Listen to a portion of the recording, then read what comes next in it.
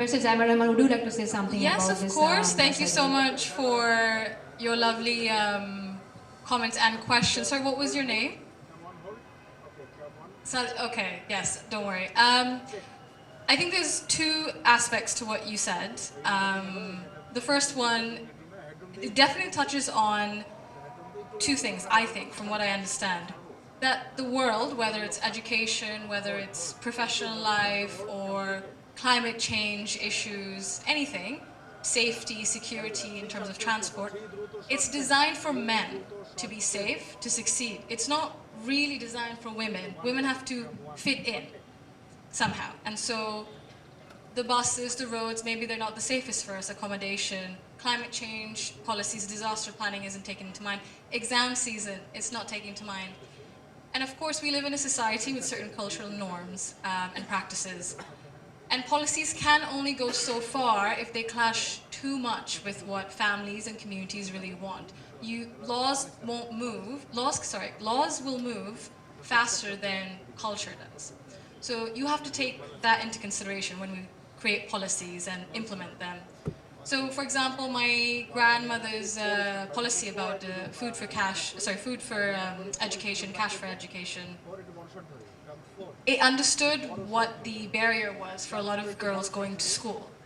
And so when it was able to meet that sort of sweet point about, where culture is a barrier and where incentive can work, more girls were able to go into education. So I think when we think about adjusting maybe more flexible working, flexible entry points into work, because I believe, Rupal, you said something about women leaving careers at very crucial points where they might reach that promotion because of family obligations, because of childcare and so on and so forth. So flexible entry points are probably needed. Sure, we have maternity care, but maybe that has to be expanded nationally by statute and by, I'm sure, private enterprises as well. Daycare centers, definitely, that's something I believe my dad is very keen on. He was very hands-on with me as well, as I mentioned. So he understands how difficult it can be to manage childcare. So if that's more accessible for people, say, working in the garment factories, it's 60 to 65% women right now. That makes it quite difficult. So again, I think there needs to be a little bit of a redesign. The pen is mightier than the sword, so we can use it to redesign certain things to help women succeed more in society. In terms of cyberbullying, yes, as I mentioned, in Bangladesh, around 78.8% of women face harassment of some sort online. They have faced, especially from Facebook. So this is a lived reality. There are not enough, definitely legal protections. There are not enough sort of protections in terms of reporting systems and such. That definitely needs to be done. Digital literacy, definitely something that I believe you touched on as well.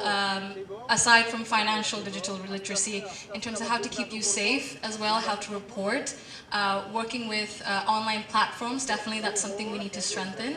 Maybe that's something Kosudada can touch on as well.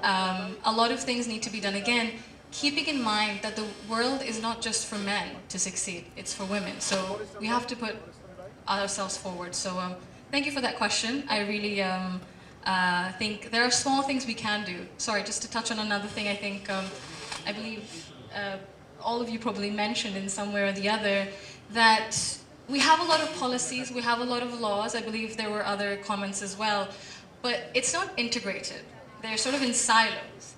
And so when you're trying to find something, even I'm sure you experience this as a law student, I also experienced it in the UK, and we have a lot of things back from British colonial times. So we were trying to figure out something. It goes back and it contradicts each other, and then they actually become a bit of a binding, really. There's no smooth process, there's no sort of integrated ecosystem, really, for finances, for upskilling, for sort of labor welfare. So I think there are a lot of things, there's simple things we can do, safer transport, for example, better accommodation.